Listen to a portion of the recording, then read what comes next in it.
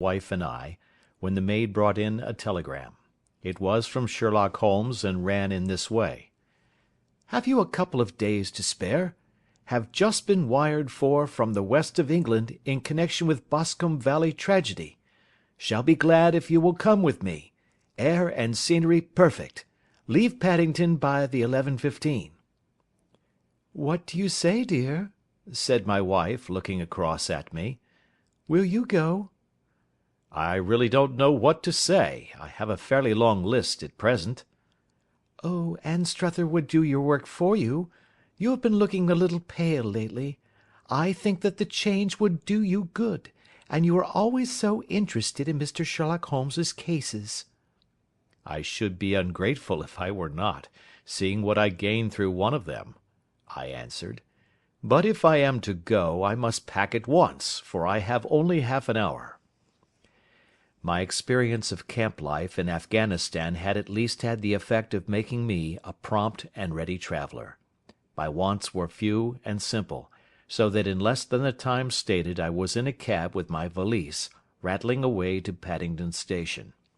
Sherlock Holmes was pacing up and down the platform, his tall, gaunt figure made even gaunter and taller by his long grey travelling cloak and close-fitting cloth cap. "It is really very good of you to come, Watson," said he. "It makes a considerable difference to me, having someone with me on whom I can thoroughly rely. Local aid is always either worthless or else biased. If you will keep the two corner seats, I shall get the tickets." We had the carriage to ourselves, save for an immense litter of papers which Holmes had brought with him. Among these he rummaged and read, with intervals of note-taking and of meditation, until we were past Reading. Then he suddenly rolled them all into a gigantic ball, and tossed them up on to the rack. "Have you heard anything of the case?" he asked. "Not a word. I have not seen a paper for some days." "The London press has not had very full accounts. I have just been looking through all the recent papers in order to master the particulars. It seems, from what I gather, to be one of those simple cases which are so extremely difficult." "That sounds a little paradoxical." "But it is profoundly true. Singularity is almost invariably a clue. The more featureless and commonplace a crime is, the more difficult it is to bring it home. In this case, however, they have established a very serious case against the son of the murdered man." "It is a murder, then?" "Well, it is conjectured to be so. I shall take nothing for granted until I have the opportunity of looking personally into it. I will explain the state of things to you, as far as I have been able to understand it, in a very few words. Boscombe Valley is a country district not very far from Ross, in Herefordshire. The largest landed proprietor in that part is a Mr. John Turner, who made his money in Australia, and returned some years ago to the old country. One of the farms which he held, that of Hatherley, was let to Mr. Charles McCarthy, who was also an ex-Australian. The men had known each other in the colonies, so that it was not unnatural that when they came to settle down they should do so as near each other as possible. Turner was apparently the richer man, so McCarthy became his tenant, but still remained, it seems, upon terms of perfect equality, as they were frequently together. McCarthy had one son, a lad of 18, and Turner had an only daughter of the same age, but neither of them had wives living. They appeared to have avoided the society of the neighbouring English families and to have led retired lives, though both the McCarthys were fond of sport, and were frequently seen at the race meetings of the neighbourhood.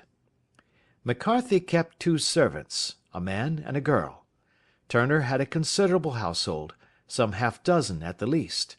That is as much as I have been able to gather about the families. Now for the facts. On June 3rd, that is, on Monday last, McCarthy left his house at Hatherley about 3 in the afternoon, and walked down to the Boscombe Pool, which is a small lake formed by the spreading out of the stream which runs down the Boscombe Valley. He had been out with his serving man in the morning at Ross, and he had told the man that he must hurry, as he had an appointment of importance to keep at 3. From that appointment he never came back alive. From Hatherley Farmhouse to the Boscombe Pool is 1/4 of a mile, and 2 people saw him as he passed over this ground. One was an old woman, whose name is not mentioned, and the other was William Crowder, a gamekeeper in the employ of Mr. Turner. Both these witnesses depose that Mr. McCarthy was walking alone. The gamekeeper adds that within a few minutes of his seeing McCarthy pass, he had seen his son, Mr. James McCarthy, going the same way with a gun under his arm. To the best of his belief, the father was actually in sight at the time, and the son was following him. He thought no more of the matter until he heard in the evening of the tragedy that had occurred. The 2 McCarthys were seen after the time when William Crowder, the gamekeeper, lost sight of them. The Boscombe Pool is thickly wooded round, with just a fringe of grass and of reeds around the edge. A girl of 14, Patience Moran, who is the daughter of the lodge-keeper of the Boscombe Valley estate, was in one of the woods, picking flowers. She states that while she was there she saw, at the border of the wood and close by the lake, Mr. McCarthy and his son, and that they appeared to be having a violent quarrel. She heard Mr. McCarthy the elder using very strong language to his son, and she saw the latter raise up his hand as if to strike his father. She was so frightened by their violence that she ran away and told her mother, when she reached home, that she had left the 2 McCarthys quarrelling near Boscombe Pool, and that she was afraid that they were going to fight. She had hardly said the words when young Mr. McCarthy came running up to the lodge to say that he had found his father dead in the wood, and to ask for the help of the lodge-keeper. He was much excited, without either his gun or his hat, and his right hand and sleeve were observed to be stained with fresh blood. On following him, they found the dead body stretched out upon the grass beside the pool. The head had been beaten in by repeated blows of some heavy and blunt weapon. The injuries were such as might very well have been inflicted by the butt end of his son's gun, which was found lying on the grass within a few paces of the body. Under these circumstances the young man was instantly arrested, and a verdict of wilful murder having been returned at the inquest on Tuesday, he was on Wednesday brought before the magistrates at Ross, who have referred the case to the next assizes. Those are the main facts of the case, as they came out before the coroner and the police court. "I could hardly imagine a more damning case," I remarked. "If ever circumstantial evidence pointed to a criminal, it does so here." "Circumstantial evidence is a very tricky thing," answered Holmes thoughtfully. "It may seem to point very straight to one thing, but if you shift your own point of view a little, you will find it pointing in an equally uncompromising manner to something entirely different. It must be confessed, however, that the case looks exceedingly grave against the young man, and it is very possible that he is indeed the culprit. There are several people in the neighbourhood, however, and among them Miss Turner, the daughter of the neighbouring landowner, who believe in his innocence, and who have retained Lestrade, whom you may recollect in connection with the study in scarlet, to work out the case in his interest. Lestrade, being rather puzzled, has referred the case to me, and hence it is that 2 middle-aged gentlemen are flying westward at 50 miles an hour, instead of quietly digesting their breakfasts at home. "I am afraid," said I, "that the facts are so obvious that you will find little credit to be gained out of this case." "There is nothing more deceptive than an obvious fact," he answered, laughing. "Besides, we may chance to hit upon some other obvious facts, which may have been by no means obvious to Mr. Lestrade. You know me too well to think that I am boasting when I say that I shall either confirm or destroy his theory by means which he is quite incapable of employing, or even of understanding. To take the first example to hand, I very clearly perceive that in your bedroom the window is upon the right-hand side, and yet I question whether Mr. Lestrade would have noted even so self-evident a thing as that. How on earth, my dear fellow, I know you well. I know the military neatness which characterizes you. You shave every morning, and in this season you shave by the sunlight, but since your shaving is less and less complete as we get farther back on the left side, until it becomes positively slovenly as we get round the angle of the jaw, it is surely very clear that that side is less illuminated than the other. I could not imagine a man of your habits looking at himself in an equal light and being satisfied with such a result. I only quote this as a trivial example of observation and inference. Therein lies my métier, and it is just possible that it may be of some service in the investigation which lies before us. There are one or two minor points which were brought out in the inquest and which are worth considering. What are they? It appears that his arrest did not take place at once, but after the return to Hatherley Farm. On the inspector of constabulary informing him that he was a prisoner, he remarked that he was not surprised to hear it, and that it was no more than his deserts. This observation of his had the natural effect of removing any traces of doubt which might have remained in the minds of the coroner's jury. "It was a confession," I ejaculated. "No, for it was followed by a protestation of innocence." "Coming on the top of such a damning series of events, it was at least a most suspicious remark." "On the contrary," said Holmes, "it is the brightest rift which I can at present see in the clouds. However innocent he might be, he could not be such an absolute imbecile as not to see that the circumstances were very black against him. Had he appeared surprised at his own arrest, or feigned indignation at it, I should have looked upon it as highly suspicious, because such surprise or anger would not be natural under the circumstances, and yet might appear to be the best policy to a scheming man. His frank acceptance of the situation marks him as either an innocent man, or else as a man of considerable self-restraint and firmness. As to his remark about his deserts, it was also not unnatural if you consider that he stood beside the dead body of his father, and that there is no doubt that he had that very day so far forgotten his filial duty as to bandy words with him, and even, according to the little girl whose evidence is so important, to raise his hand as if to strike him. The self-reproach and contrition which are displayed in his remark appear to me to be the signs of a healthy mind rather than of a guilty one." I shook my head. "Many men have been hanged on far slighter evidence," I remarked. "So they have, and many men have been wrongfully hanged." "What is the young man's own account of the matter?" "It is, I'm afraid, not very encouraging to his supporters, though there are one or two points in it which are suggestive. You will find it here, and may read it for yourself."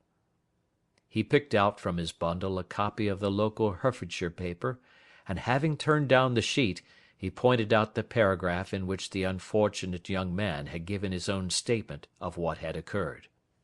I settled myself down in the corner of the carriage, and read it very carefully.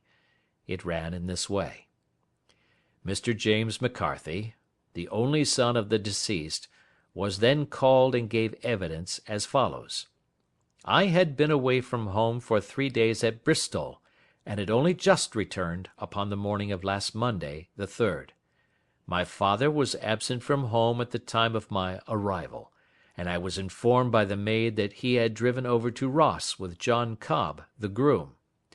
Shortly after my return I heard the wheels of his trap in the yard, and looking out of my window, I saw him get out and walk rapidly out of the yard, though I was not aware in which direction he was going.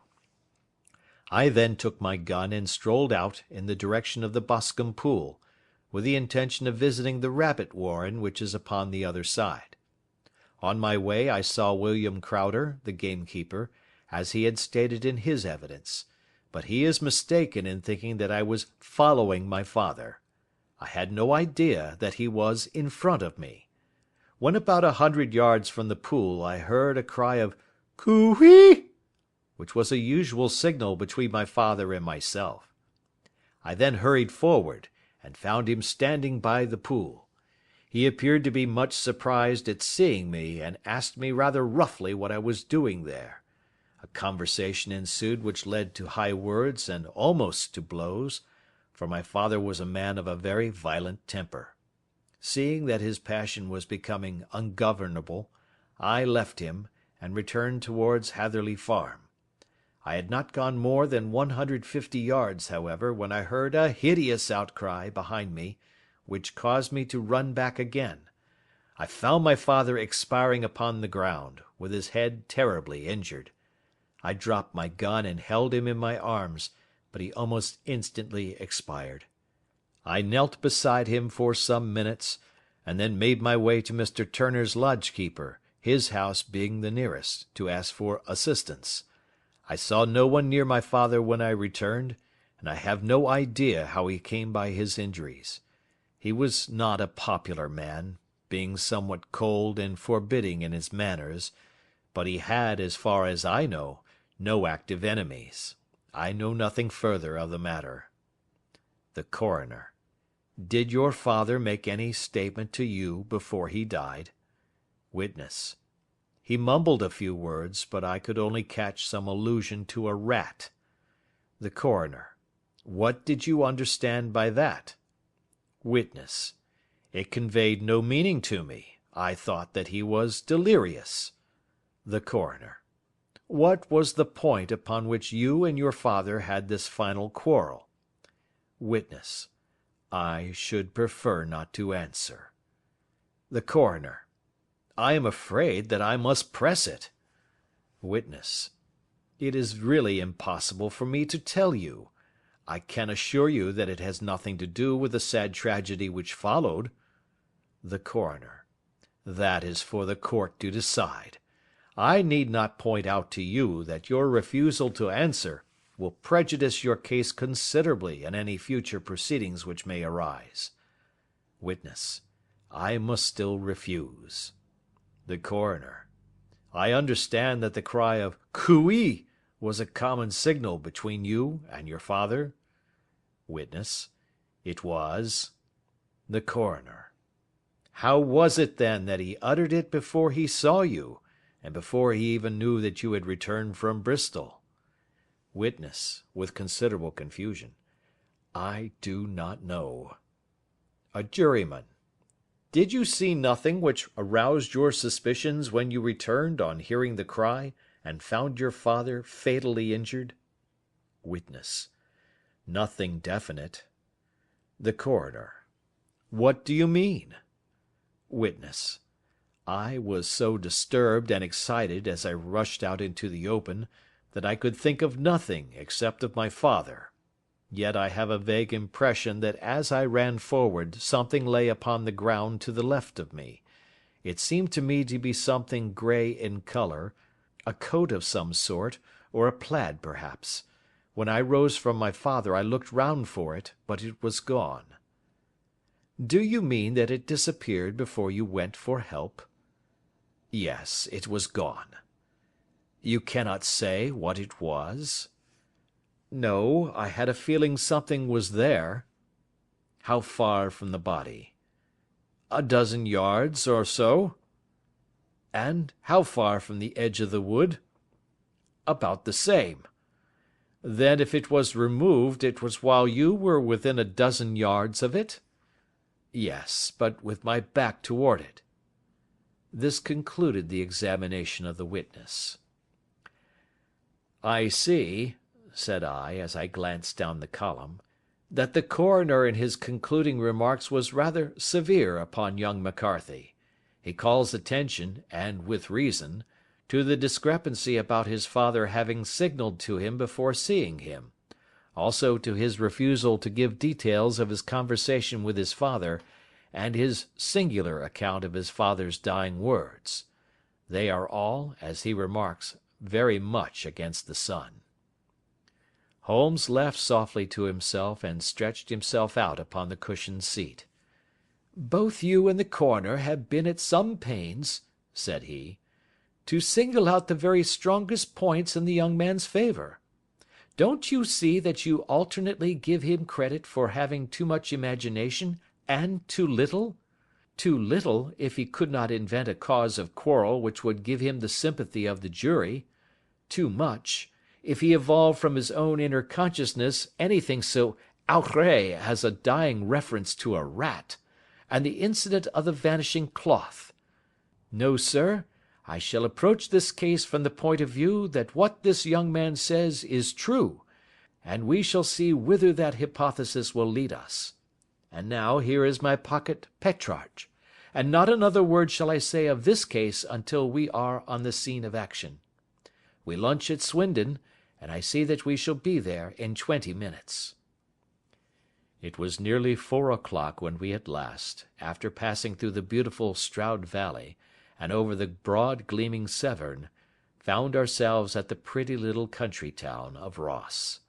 A lean, ferret-like man, furtive and sly-looking, was waiting for us upon the platform.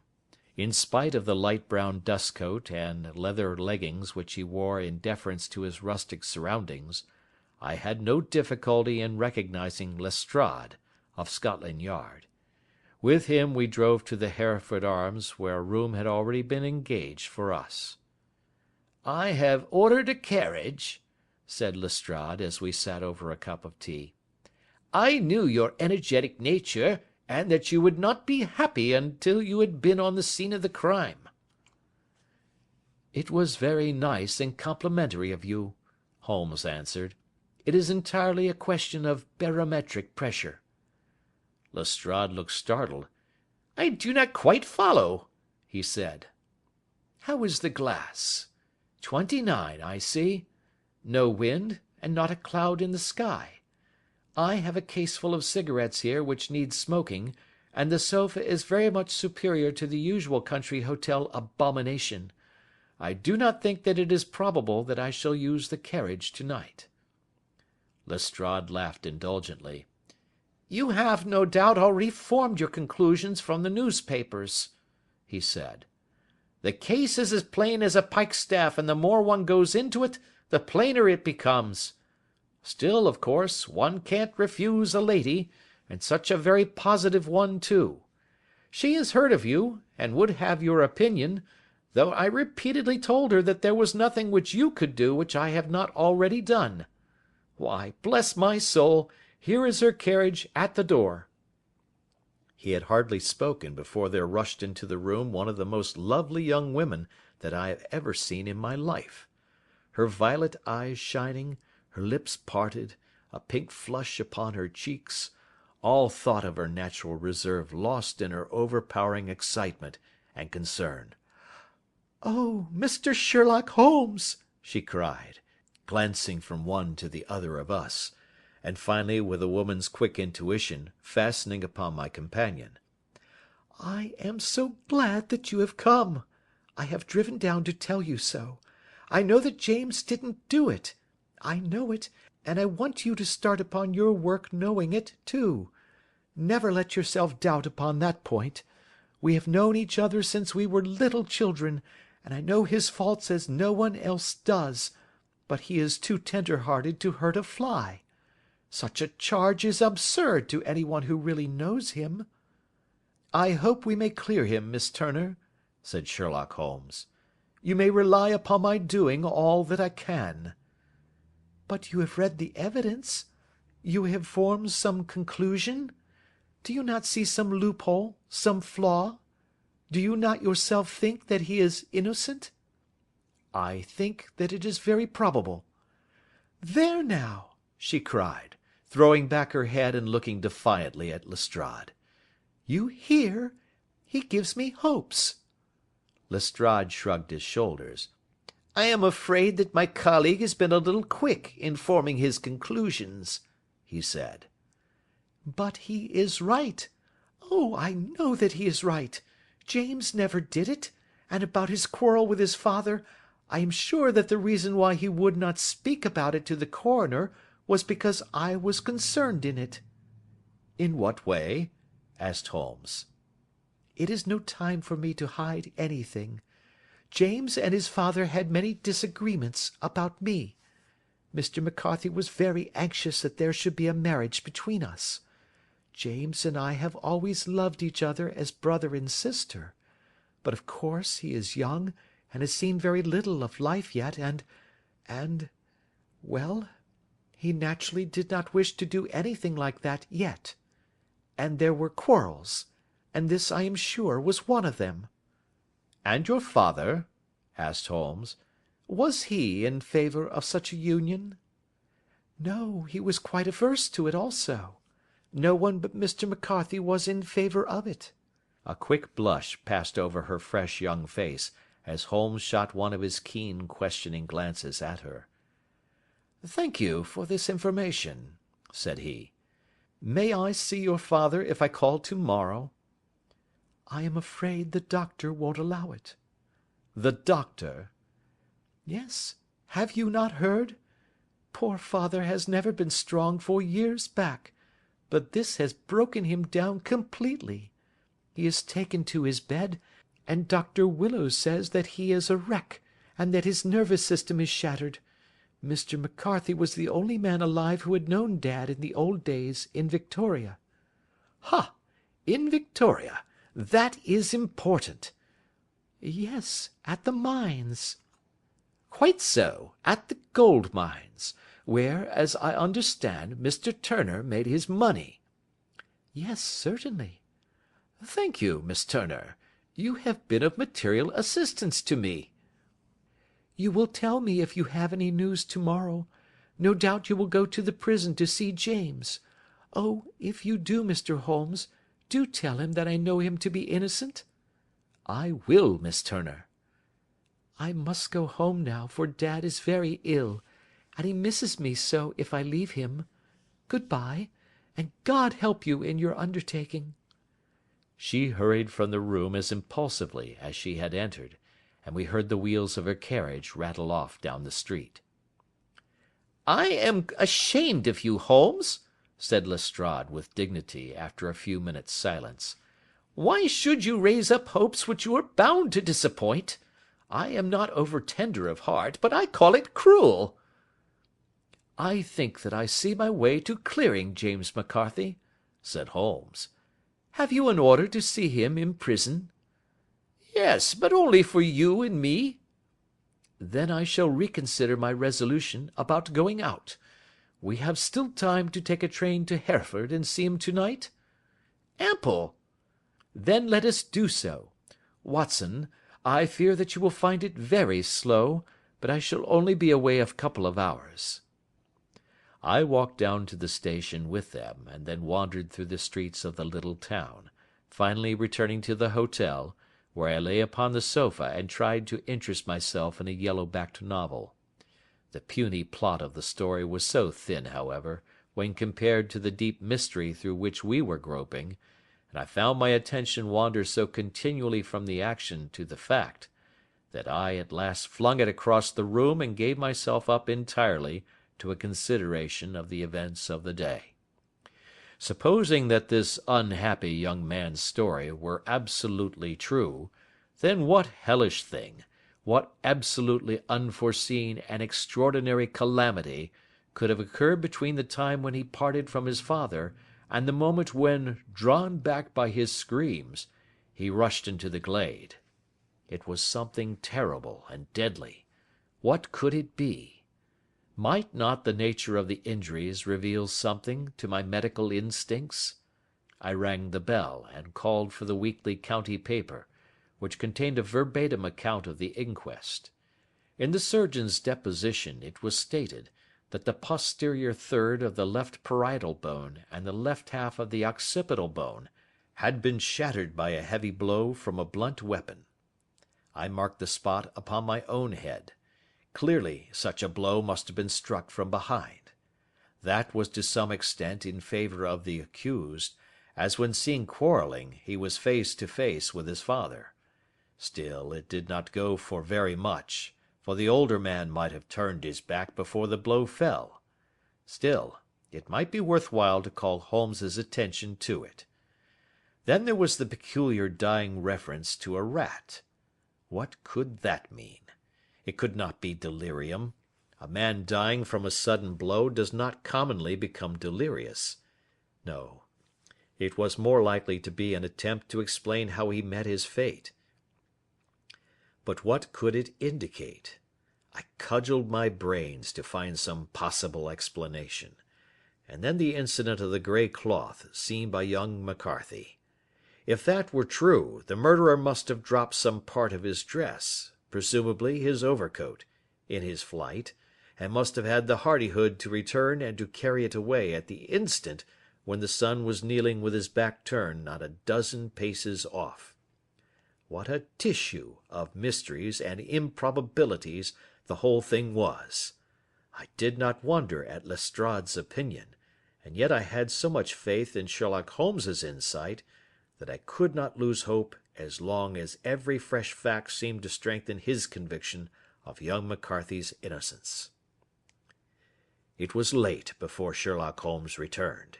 He came back alone, for Lestrade was staying in lodgings in the town. "The glass still keeps very high," he remarked as he sat down. "It is of importance that it should not rain before we are able to go over the ground. On the other hand, a man should be at his very best and keenest for such nice work as that, and I did not wish to do it when fagged by a long journey. I have seen young McCarthy."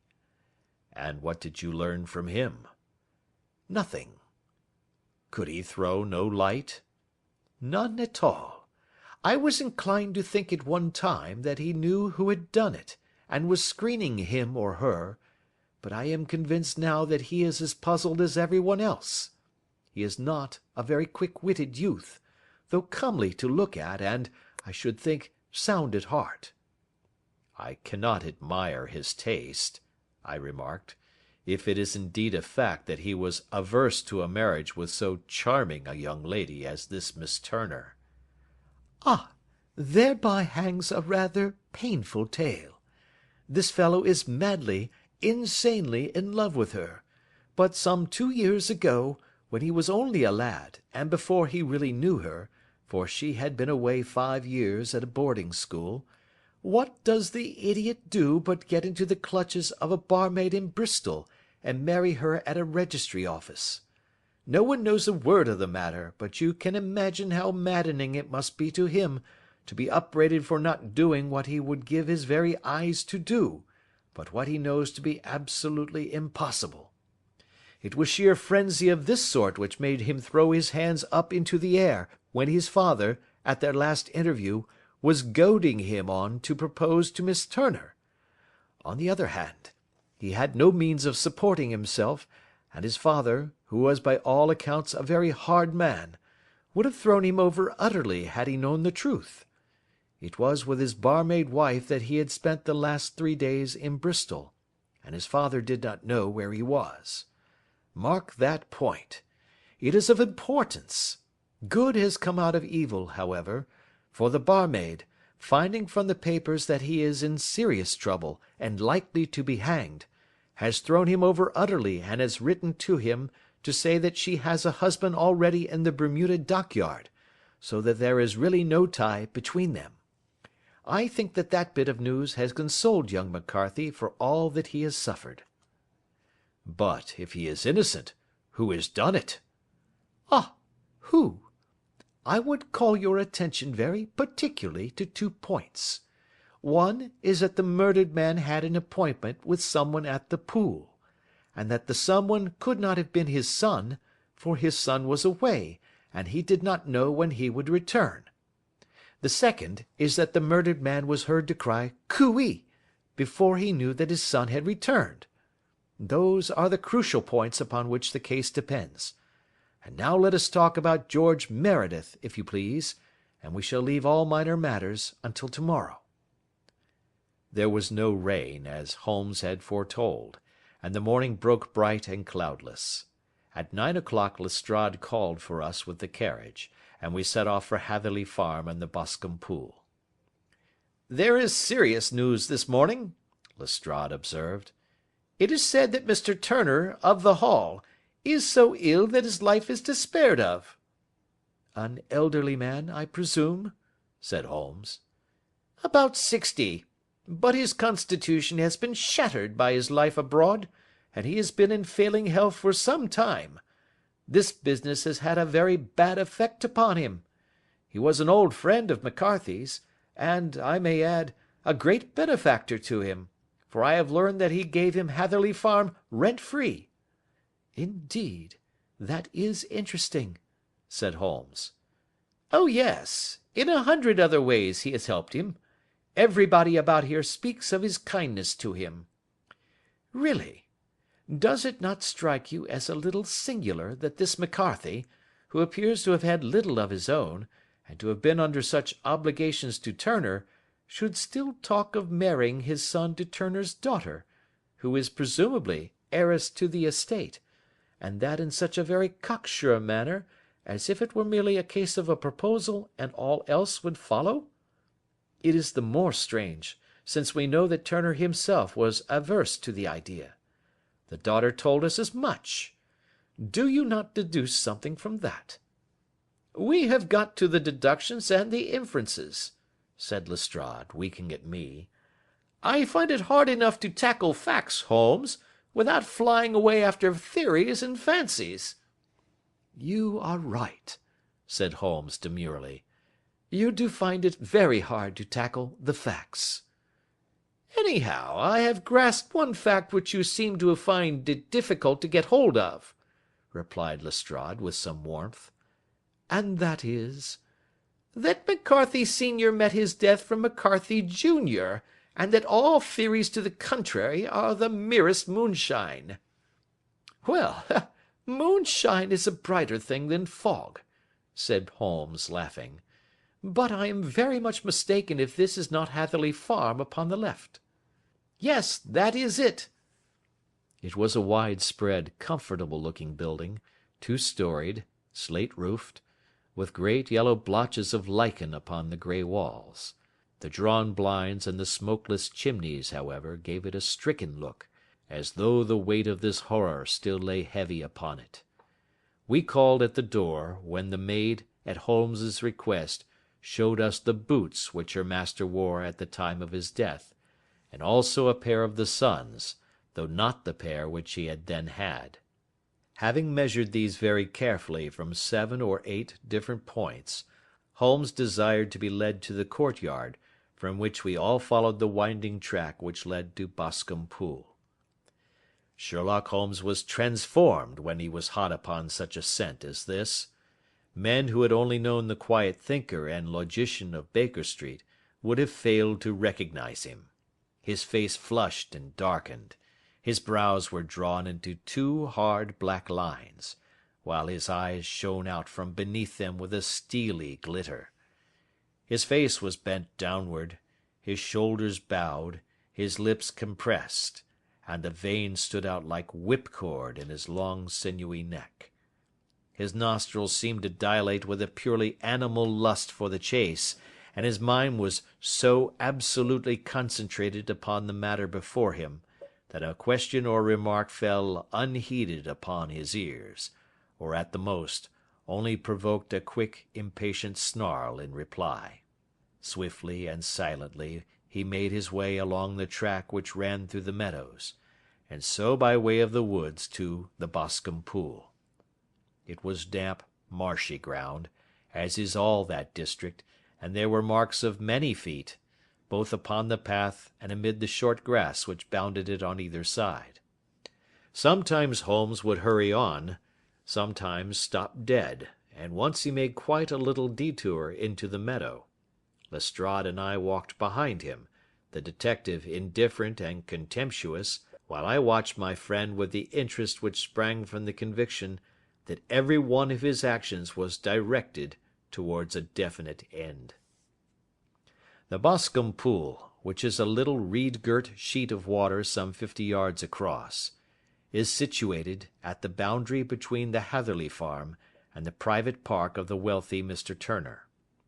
Above the woods which lined it upon the farther side we could see the red jutting pinnacles which marked the site of the rich landowner's dwelling. On the Hatherley side of the pool the woods grew very thick, and there was a narrow belt of sodden grass 20 paces across, between the edge of the trees and the reeds which lined the lake. Lestrade showed us the exact spot at which the body had been found, and indeed, so moist was the ground, that I could plainly see the traces which had been left by the fall of the stricken man. To Holmes, as I could see by his eager face and peering eyes, very many other things were to be read upon the trampled grass. He ran round like a dog who is picking up a scent, and then turned upon my companion. "What did you go into the pool for?" he asked. "I fished about with a rake. I thought there might be some weapon or other trace. But how on earth—" "Oh, tut, tut, I have no time. That left foot of yours with its inward twist is all over the place. A mole could trace it, and there it vanishes among the reeds. Oh, how simple it would all have been had I been here before they came like a herd of buffalo and wallowed all over it. Here is where the party with the lodge-keeper came, and they have covered all tracks for 6 or 8 feet round the body. But here are 3 separate tracks of the same feet." He drew out a lens, and lay down upon his waterproof to have a better view, talking all the time rather to himself than to us. "These are young McCarthy's feet. Twice he was walking, and once he ran swiftly, so that the soles are deeply marked and the heels hardly visible. That bears out his story. He ran when he saw his father on the ground. Then here are the father's feet as he paced up and down. What is this, then? It is the butt end of the gun as the son stood listening. And this? Ha ha! What have we here? Tiptoes! Tiptoes! Square, too, quite unusual boots. They come, they go, they come again. Of course, that was for the cloak. Now where did they come from?" He ran up and down, sometimes losing, sometimes finding the track until we were well within the edge of the wood, and under the shadow of a great beech, the largest tree in the neighbourhood. Holmes traced his way to the farther side of this, and lay down once more upon his face with a little cry of satisfaction. For a long time he remained there, turning over the leaves and dried sticks, gathering up what seemed to me to be dust into an envelope, and examining with his lens not only the ground, but even the bark of the tree as far as he could reach. A jagged stone was lying among the moss, and this also he carefully examined and retained. Then he followed a pathway through the wood until he came to the high road, where all traces were lost. "It has been a case of considerable interest," he remarked, returning to his natural manner. "I fancy that this grey house on the right must be the lodge. I think that I will go in and have a word with Morin, and perhaps write a little note. Having done that, we may drive back to our luncheon. You may walk to the cab, and I shall be with you presently." It was about 10 minutes before we regained our cab and drove back into Ross, Holmes still carrying with him the stone which he had picked up in the wood. "This may interest you, Lestrade," he remarked, holding it out. "The murder was done with it." "I see no marks." "There are none." "How do you know, then?" "The grass was growing under it. It had only lain there a few days. There was no sign of a place whence it had been taken. It corresponds with the injuries. There is no sign of any other weapon." "And the murderer?" "Is a tall man, left-handed, limps with the right leg, wears thick-soled shooting boots and a grey cloak, smokes Indian cigars, uses a cigar holder, and carries a blunt penknife in his pocket. There are several other indications, but these may be enough to aid us in our search." Lestrade laughed. "I am afraid that I am still a sceptic," he said. "Theories are all very well, but we have to deal with a hard-headed British jury." "Nous verrons," answered Holmes calmly. "You work your own method, and I shall work mine. I shall be busy this afternoon, and shall probably return to London by the evening train." "And leave your case unfinished?" "No, finished." "But the mystery?" "It is solved." Who was the criminal, then?" "The gentleman I describe." "But who is he?" "Surely it would not be difficult to find out. This is not such a populous neighbourhood." Lestrade shrugged his shoulders. "I am a practical man," he said, "and I really cannot undertake to go about the country looking for a left-handed gentleman with a game leg. I should become the laughing-stock of Scotland Yard." "All right," said Holmes quietly. "I have given you the chance. Here are your lodgings. Good bye. I shall drop you a line before I leave." Having left Lestrade at his rooms, we drove to our hotel, where we found lunch upon the table. Holmes was silent and buried in thought, with a pained expression upon his face, as one who finds himself in a perplexing position. "Look here, Watson," he said, when the cloth was cleared. "Just sit down in this chair and let me preach to you for a little. I don't know quite what to do, and I should value your advice. Light a cigar and let me expound." "Pray do so." "Well now, in considering this case there are 2 points about young McCarthy's narrative which struck us both instantly, although they impressed me in his favour and you against him. One was the fact that his father should, according to his account, cry cooee before seeing him. The other was his singular dying reference to a rat. He mumbled several words, you understand, but that was all that caught the son's ear. Now from this double point our research must commence, and we will begin it by presuming that what the lad says is absolutely true." "What of this cooee, then?" "Well, obviously, it could not have been meant for the son. The son, as far as he knew, was in Bristol. It was mere chance that he was within earshot. The cooee was meant to attract the attention of whoever it was that he had the appointment with. But cooee is a distinctly Australian cry, and one which is used between Australians. There is a strong presumption that the person whom McCarthy expected to meet him at Boscombe Pool was someone who had been in Australia." "What of the rat, then?" Sherlock Holmes took a folded paper from his pocket and flattened it out on the table. "This is a map of the colony of Victoria," he said. "I wired to Bristol for it last night." He put his hand over part of the map. "What do you read?" "A rat," I read. "And now?" He raised his hand. "Ballarat."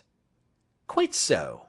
That was the word the man uttered, and of which his son only caught the last 2 syllables. He was trying to utter the name of his murderer, so and so of Ballarat." "It is wonderful!" I exclaimed. "It is obvious. And now you see I had narrowed the field down considerably. The possession of a grey garment was a 3rd point which, granting the son's statement to be correct, was a certainty. We have come now out of mere vagueness to the definite conception of an Australian from Ballarat with a grey cloak." "Certainly." "And one who was at home in the district, for the pool can only be approached by the farm or by the estate, where strangers could hardly wander." "Quite so." "Then comes our expedition of to-day. By an examination of the ground I gained the trifling details which I gave to that imbecile Lestrade, as to the personality of the criminal." "But how did you gain them?" "You know my method. It is founded upon the observation of trifles." "His height I know that you might roughly judge from the length of his stride. His boots, too, might be told from their traces." "Yes, they were peculiar boots." "But his lameness?" "The impression of his right foot was always less distinct than his left. He put less weight upon it. Why? Because he limped. He was lame." "But his left-handedness?" "You were yourself struck by the nature of the injury as recorded by the surgeon at the inquest. The blow was struck from immediately behind, and yet was upon the left side. Now, How can that be unless it were by a left-handed man?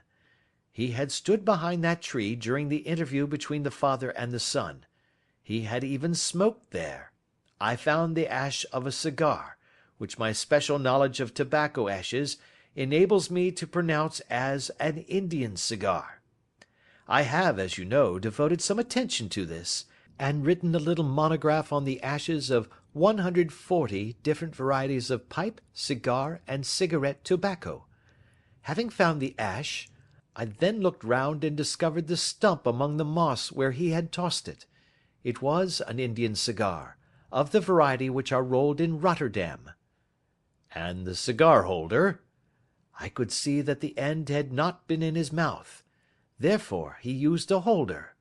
The tip had been cut off, not bitten off, but the cut was not a clean one, so I deduced a blunt penknife.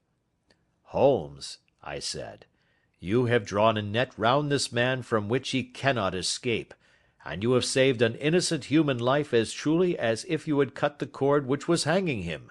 I see the direction in which all this points.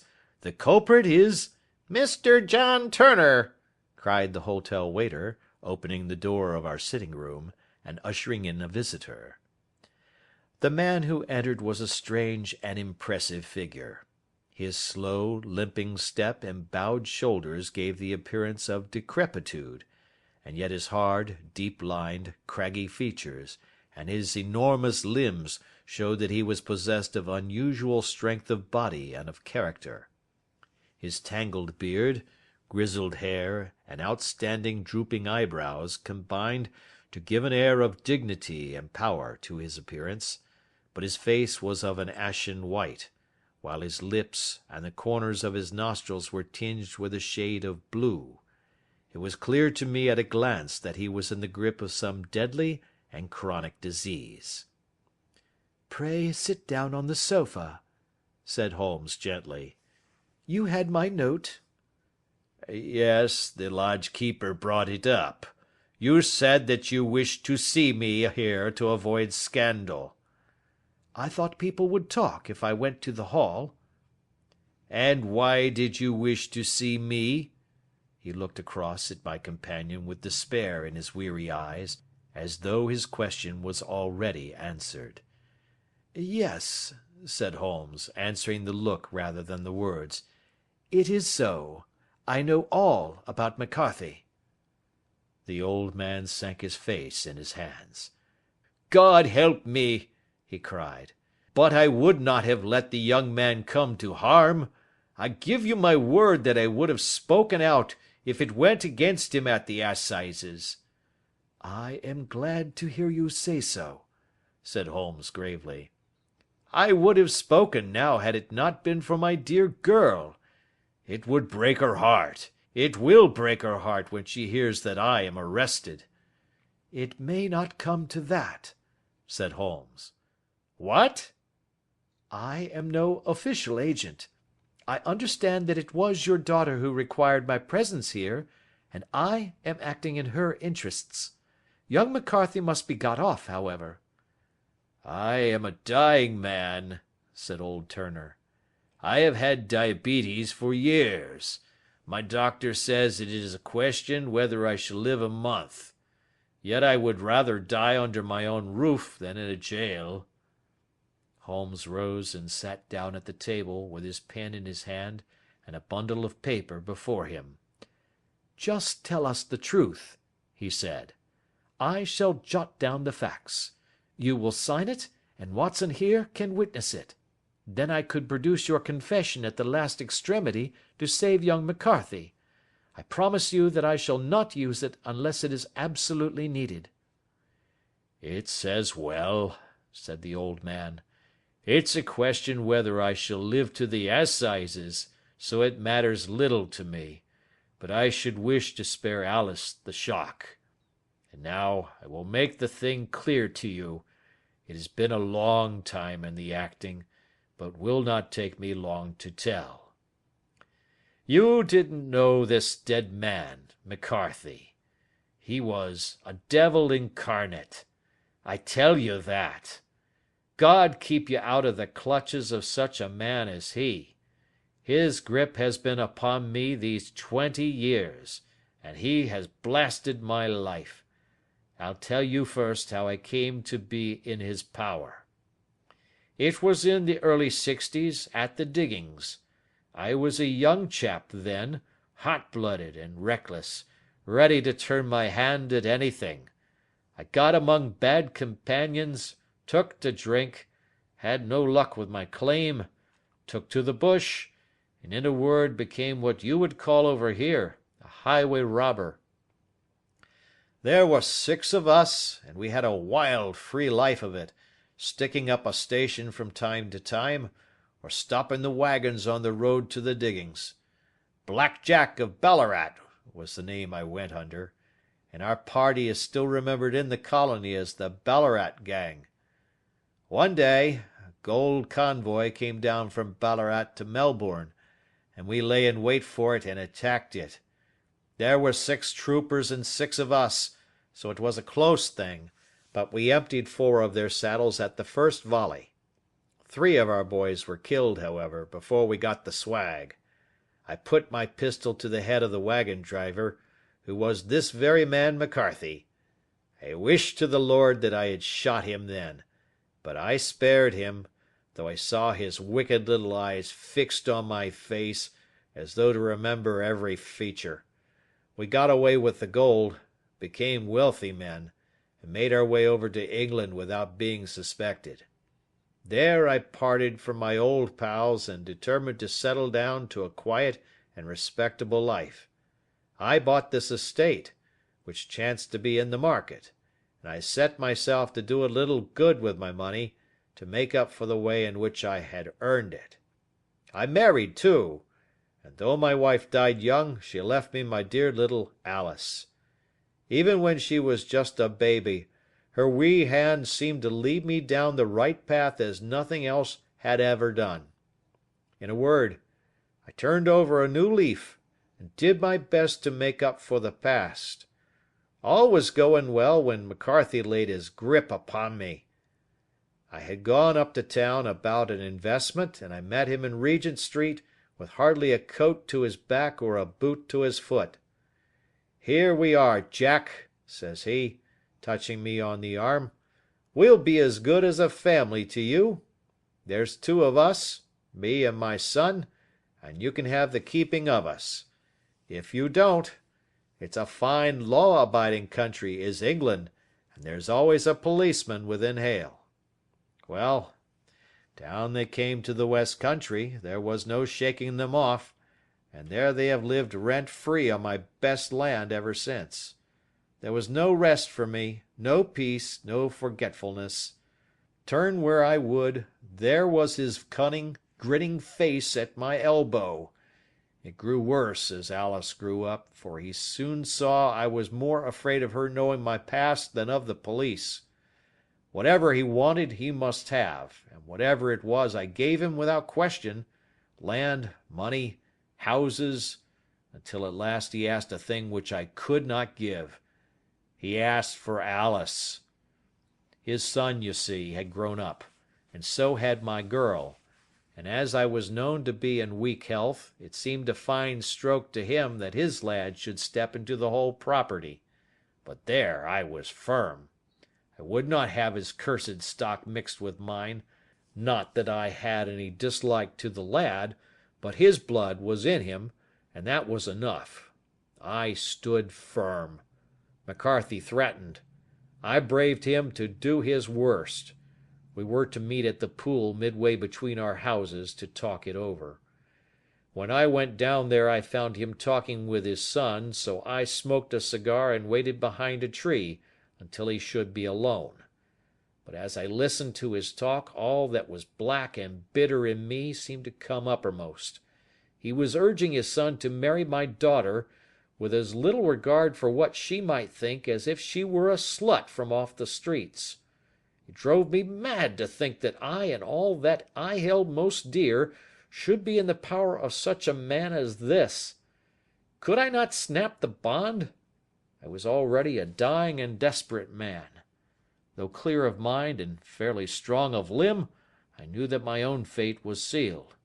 But my memory and my girl, both could be saved if I could but silence that foul tongue. I did it, Mr. Holmes. I would do it again. Deeply as I have sinned, I have led a life of martyrdom to atone for it. But that my girl should be entangled in the same meshes which held me was more than I could suffer. I struck him down with no more compunction than if he had been some foul and venomous beast. His cry brought back his son, but I had gained the cover of the wood, though I was forced to go back to fetch the cloak which I had dropped in my flight. That is the true story, gentlemen, of all that occurred."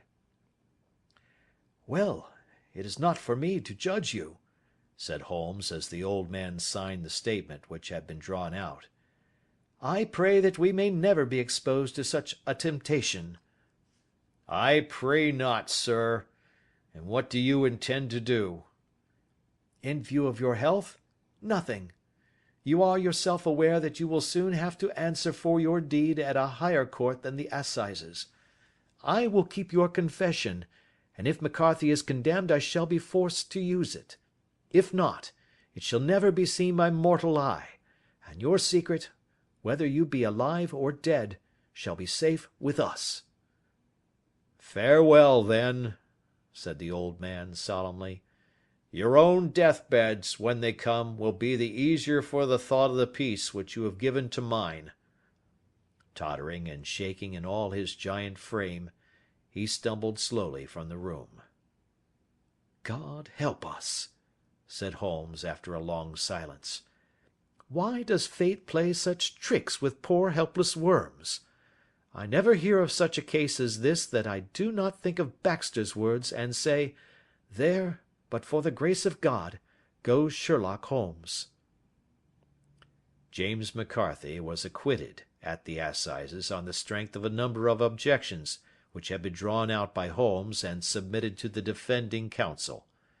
Old Turner lived for 7 months after our interview, but he is now dead, and there is every prospect that the son and daughter may come to live happily together in ignorance of the black cloud which rests upon their past. End of Adventure 4.